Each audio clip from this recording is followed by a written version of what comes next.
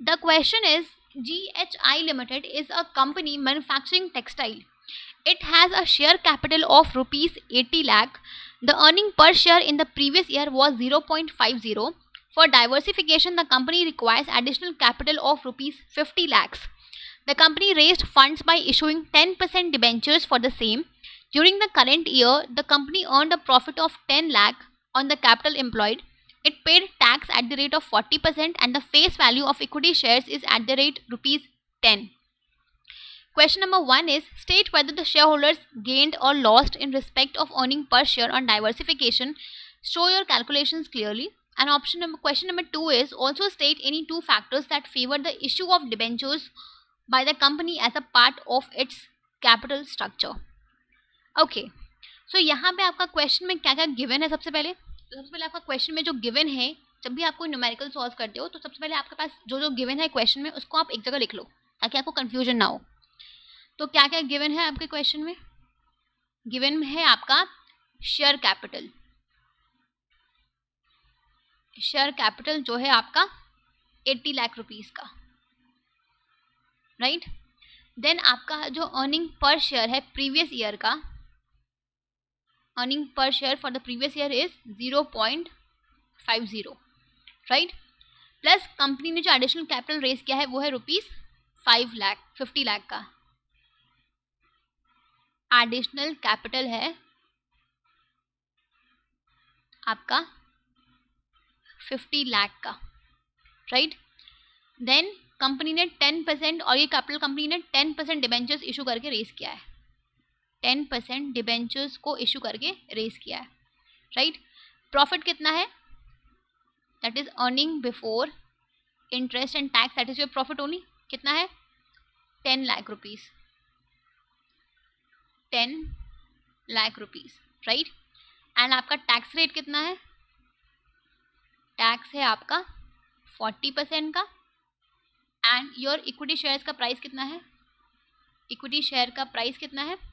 Rupees 10, right. अब आते हैं क्वेश्चन को सॉल्व करने के ऊपर।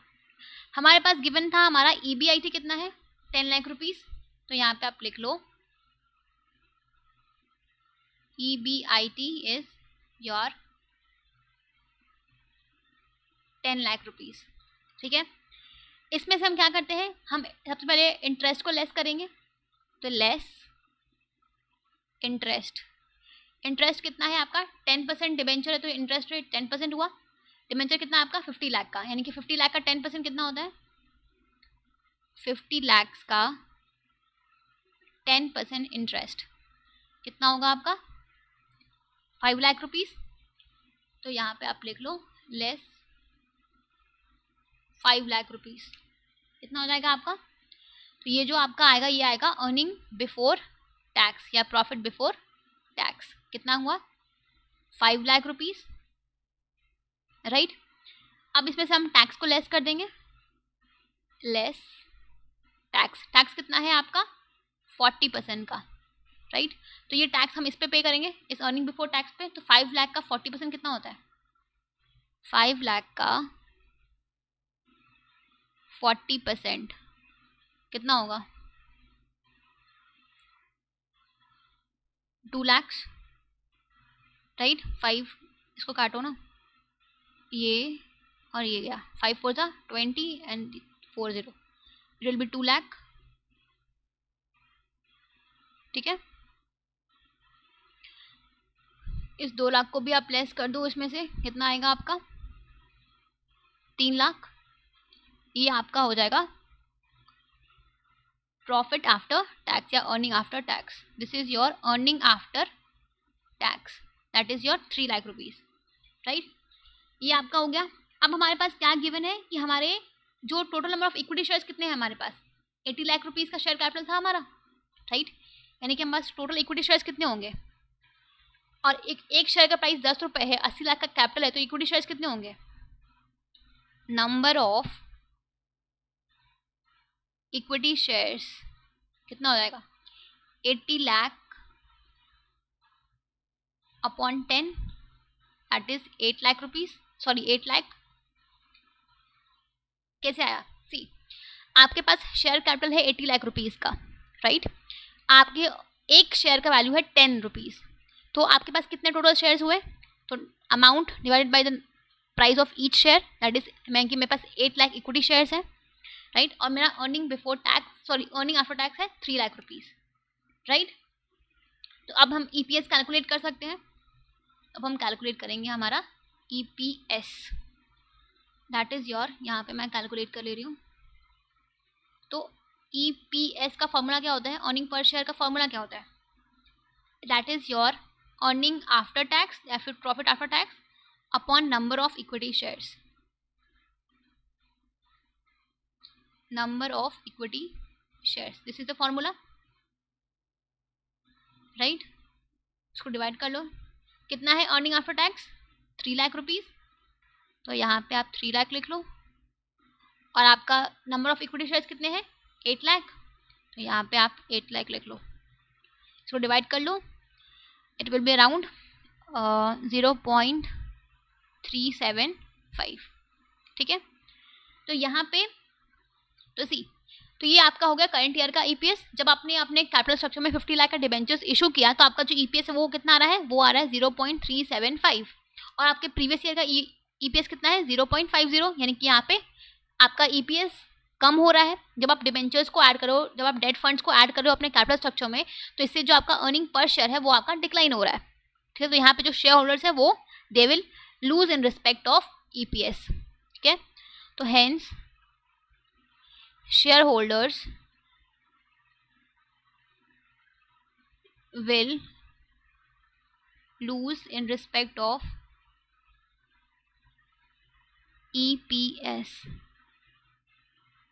as EPS is declining, right? Clear? तो यहाँ पे हमने बता दिया, कैलकुलेशन में शो कर दिया। अब आते हैं सेकेंड पार्ट पे। ये तो आपका था ए पार्ट का आंसर। अब आते हैं बी वाले पार्ट पे। जस्ट अ सेकेंड, रुक जाओ। अब आते हैं बी वाले पार्ट पे।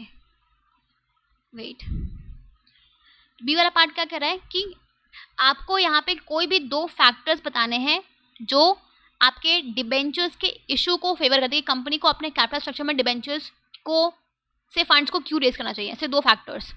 तो सी, पहला क्या है कि अगर आप डिबेंचर्स से फंड्स को रेज करते हो तो आपको सबसे पहले बेनिफिट क्या मिलता है? That is your tax deductibility. Means जब भी आप डिबेंचर्स से फंड्स को रेज करते हो तो उसके ऊपर जो भी आप इंटरेस्ट पे करते हो उसके ऊपर आपको टैक्स नहीं पे करना पड़ता है, वो एक डिडक्टेबल एक्सपेंस होता है, राइट।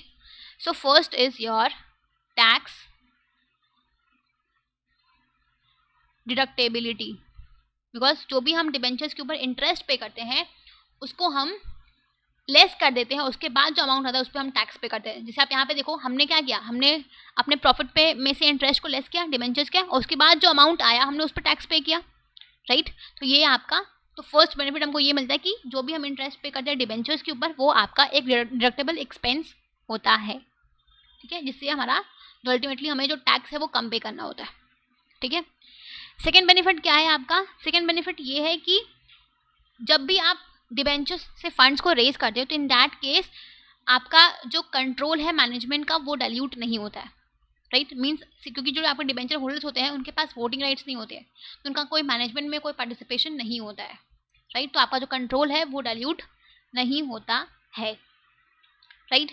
बट वहीं पर आप शेयर्स से फंड्स को रेज करोगे तो इन दैट केस आपका जो कंट्रोल है वो डाइल्यूट होगा, बिकॉज जो भी शेयर्स परचेज करेगा वो कंपनी का ओनर कहलाएगा, राइट, और उनका मैनेजमेंट में पार्टिसिपेशन होगा, ठीक है।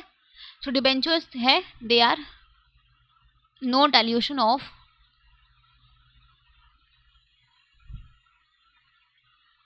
कंट्रोल इन मैनेजमेंट, ठीक है। तो यहाँ पे आप ये 2 रीजन स्टेट कर सकते हो why debentures can be issued by the company in the capital structure, या फिर हमें क्यों डिबेंचर्स को अपने कैपिटल स्ट्रक्चर में इंक्लूड करना चाहिए। ये 2 फैक्टर्स, ये 2 रीजंस हैं जो फेवर करते हैं इशू ऑफ डिबेंचर्स को, ठीक है। So this is how you have to answer the whole question. आपको ऐसे ही पूरे कैलकुलेशंस को शो करना है, रीजंस को एक्सप्लेन करना है properly, and then you will get the proper answer, ठीक है। सो आई होप कि आपको ये पूरा कैलकुलेशन, ये पूरी क्वेश्चंस अच्छे से समझ आ गई होगी। ये क्वेश्चंस एग्जाम में एक ना एक क्वेश्चंस इस टॉपिक से आपके होते ही होते हैं। सो मेक श्योर कि आप इस टाइप के क्वेश्चंस को मैक्सिमम प्रैक्टिस करो, बिकॉज ये बहुत ईजी भी होते हैं और स्कोरिंग भी होते हैं। ठीक है, so that's all. I hope कि आपको ये क्वेश्चन समझ आ गया है। ओके।